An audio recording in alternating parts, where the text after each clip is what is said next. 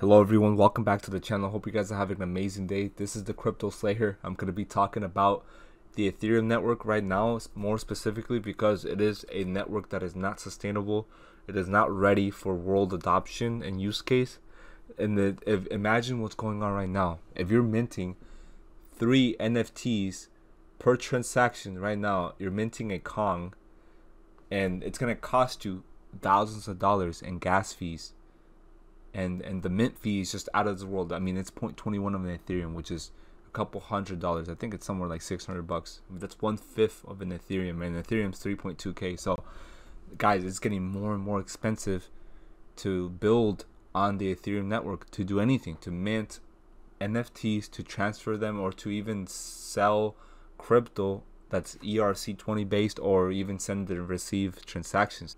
The Ethereum blockchain is very interesting because it's that and Bitcoin are the only blockchains where the value of what you're sending, could be way less than your actual transaction fee, if that makes any sense. So your gas fee is going to cost more than what you're sending.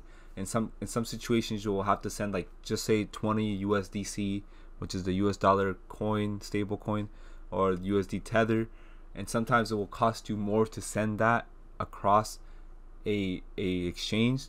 It will cost you more just in the gas fee than what you're actually sending. It's ridiculous. I remember, I think it was towards the end of last year of 2020, but I already had my XRP bags packed, everything ready with XLM, and I was ready to start investing into some shitcoins before the beginning of the bull run this year, when I found out for the first time of how useless Ethereum is, man. Because I was literally trying to buy a shitcoin from Uniswap, because obviously when you're buying a token from there, it's not offered anywhere else, like on any other exchange. You have to go through MetaMask and these other things to be able to purchase it. I was not confused on how that worked. I've seen so many tutorials on how that even happens, so I wasn't really like bothered too much by the process. It's just what I had to pay to basically buy $100 worth of that shitcoin. I had to pay like somewhere around $60 to $80 in gas fees just to execute and be able to purchase $100 of that S coin that I was trying to get. It was so ridiculous, man. It was like the worst experience ever in crypto, and I basically have never done that ever since then. So I now go on exchanges, and if I'm gonna buy some Ethereum based project that's not on exchanges, I'm just not gonna bother. I'd rather use the Binance Smart Chain, if anything, because it's a little cheaper. But yeah, I learned a big lesson there. It's not ready, guys, for global adoption, and this is at the beginning of the bull run. Like, I was paying $50 to $60 just to buy $100 worth of like some random shitcoin. Like, you could imagine like the pain in my eyes, bro, because I'm someone that like values money, because I know what it can do, and when you put it into something good, when you invest into something that will hold its value and that will net you a good return, that's what I call opportunity cost right there. The opportunity cost was like $100 that I could have used to buy more Ripple or XRP tokens. So never again am I going to do that. And the thing about the XRP ledger is that you can actually build CBDCs on top of that, and on top of that, you can also create NFTs on there that are easily issued, used, and exchanged and moved across what we call the internet of value. Ripple actually partnered with Mintable, which is an NFT marketplace that allows users to seamlessly create, buy, and sell digital assets or digital items using fiat and cryptocurrency. So this is massive, because they were using Ethereum before, so now they're realizing that, hey, we should be using something more efficient, something better, something that's not going to cost us an arm and a leg for our customers to start, buying and minting these NFTs. So, the thing about XRP is that you can't avoid it, bro. I actually use XRP and XDC sometimes in the same sentence, almost interchangeably, because they're very similar. But here's the deal, man. This is a famous picture by Bearable Guy 123. But it says work with Ripple and use XRP, or work with R3 and use XRP. So either way, even if you don't want to work with Ripple, you're still gonna end up using XRP via R3, because R3 and the R3 settler, the Corda settler, thanks to Quincy Jones, who explained it to us, is utilizing XRP and XDC as their main settlement tokens for that platform. So guys, you can't avoid XRP. People think that they can just that institutions and banks can create their own token. No, they will not opt for that.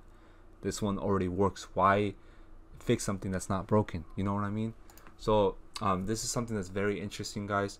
The top banks investing in crypto and blockchain companies as of July 2021. You have Standard Chartered, who's invested in Ripple and Cobalt. They have almost $1 trillion of assets under management. You got BNY Mellon. They actually have close to $500 billion in assets under management, but they're investing into Finality International and R3, which is Corda. Citibank is also invested into R3. Now go down here. You guys can pause in and look at the companies that they're invested in. But R3 comes up, I think, in every single bank that's listed on here on block data. So you can see how R3 is the one that's the most relevant, as well as Ripple and Coinbase, and also there's a few others like Cobalt and Consensus that come up a lot. It just goes to show you that R3, because it uses XDC and XRP, there will be some utility, guys, coming from R3 and from that platform for those two tokens. So if anything has the potential to replace Ethereum altogether, it's XDC and the XRP ledger.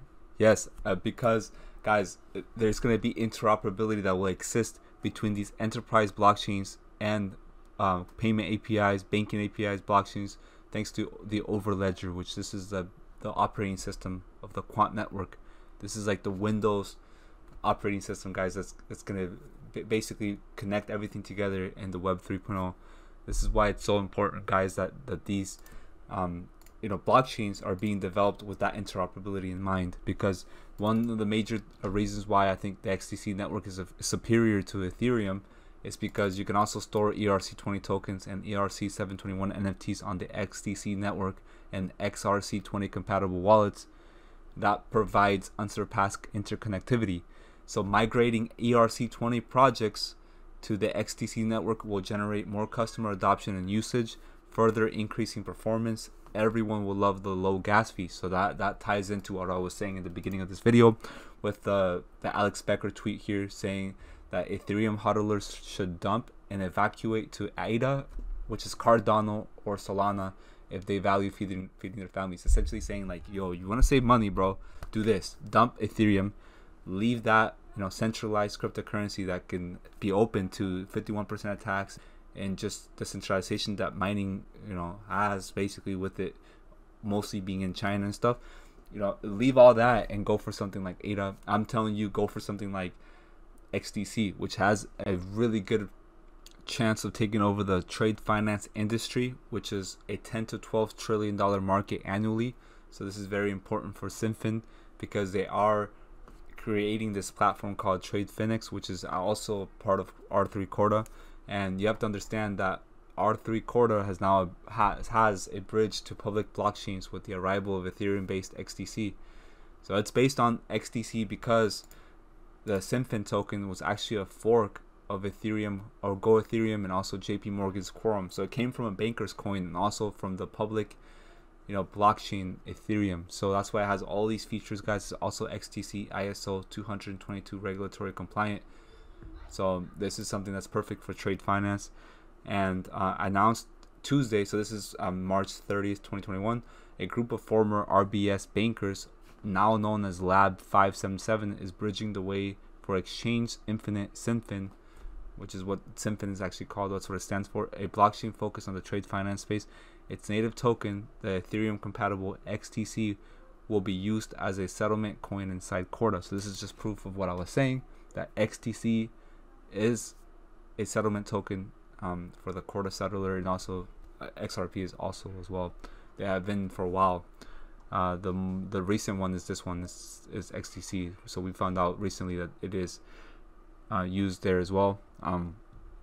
The first currency across is XDC, but this lays the groundwork to connect Corda to ERC20s and other cryptocurrency networks, said Lab 577 Director Richard Crook. What you should see here is the age-old challenge of interoperability being solved. I think that quant is also going to play a role in interoperability being solved here in the coming years. But yeah, guys, it's very interesting. Definitely read this article if you want to find out more about R3 and the XinFin connection.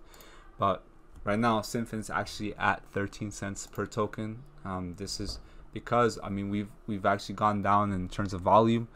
on the 24-hour chart, you know, we've experienced a downtrend in that, but the price is holding up pretty well, which is really good to see. I mean, the fact that we're still essentially getting near all-time highs, which took place in May recently. So yeah, we're gonna see more price action, I think, as long as Bitcoin and the other tokens that are in the top 10 keep rising in terms of volume and also hype. I think that this is also going to go up in price as well. XRP is down 2%, but it's at $1.24, guys. We're finally back up beyond the dollar. I'm very happy to see that, guys. XinFin is gaining more and more adoption with there being, let's refresh this, there's actually around 72,404 accounts that are holding the XDC token. So this is growing so fast. I think just 3 weeks ago there was about 20,000 accounts during like the beginning / middle of July. There was 20 to 30,000 accounts. Now there's 72,000. So that's almost a 3x increase, threefold increase, guys, in accounts for the XDC network. Imagine what's going to happen by the end of this month, August. I think we might get close to 100K, if not surpass that. And there's actually 179 master nodes. So this number of master nodes, which, by the way, you need about 10 million XDC tokens to open and run one of these. You know, these have been increasing as well, so that's good that the network is receiving that kind of growth.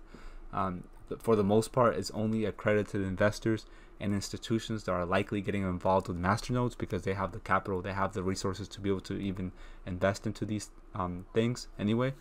But there has been 177 million transactions that have taken place on the XinFin network. I almost said the Ethereum network, but yeah, guys, this is far more superior than Ethereum. XRP is also far more superior than Ethereum because you can actually build CBDCs on the XRP ledger. That has been confirmed. And right now, because, you know, the XRP ledger is partnered with Mintable, you know, you can also mint NFTs on the XRP ledger as well. And keep in mind that, you know, that XDC aims to be interoperable. So eventually they're going to be interoperable with XRP thanks to the overledger as well. So anything that you can build on the hybrid blockchain, you'll be able to basically transfer it to the XRP ledger. You can be able to do that across, you know, those different chains. I would say thanks to just the overledger. I keep mentioning the overledger, but this is the real reason why that's going to be possible in the coming years. I'm very excited. Hope you all enjoyed this video. This is going to be it for today. We're going from the Web 2.0 and transitioning into the Web 3.0. So I'm very optimistic for what's going to happen, about how much money and how much value is going to flow through these utility tokens. Also blockchains. And XRP, guys, is the most relevant cryptocurrency in the payments landscape because it has been mentioned constantly by the World Economic Forum. The XRP ledger is shown here in their most recent community paper that it boasts 1,500 transactions per second, costs 0.0003 per transaction, and settles in 3 seconds with finality.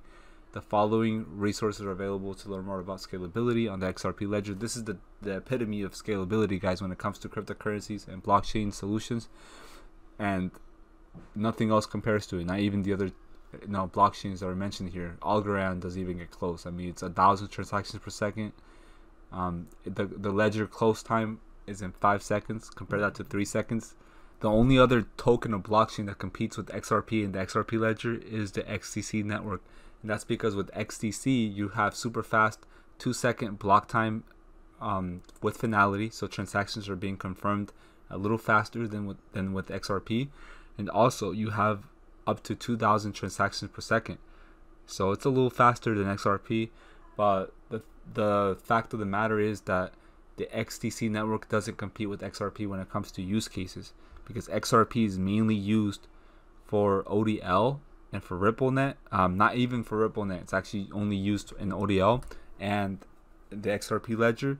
But the use case around ODL is for cross-border transactions and remittances. And the thing about the XDC network is that it's used as a settlement token with Corda, and that's for the trade finance industry. So it's a little different, guys. The trade finance industry is $12 trillion, and the cross-border payments industry and just the nostro vostro accounts is like totaling up to 27 to 30 trillion dollars. So that's a lot larger of a market for XRP for sure, because of small and medium-sized enterprises. But still XDC is going to benefit from massive price appreciation, so will XRP. So in the end, by holding both tokens and diversifying between those two, you're going to be all right. Not financial advice. This is just my own opinion. And yeah. But anyway, hope you all enjoyed this video. That's going to be everything for today. If y'all did like this, show your support by subscribing to my channel if you're new. Also comment if you have suggestions for future uploads. I'll definitely get to it as soon as possible. And leave a like on this channel for the YouTube algorithm. That just supports me. I don't ask or beg for money or anything like that. So that's just one way I can grow, and that's all I need from you guys. Thank you all for watching. I love you guys. I'll see you all in the next one. I'm out.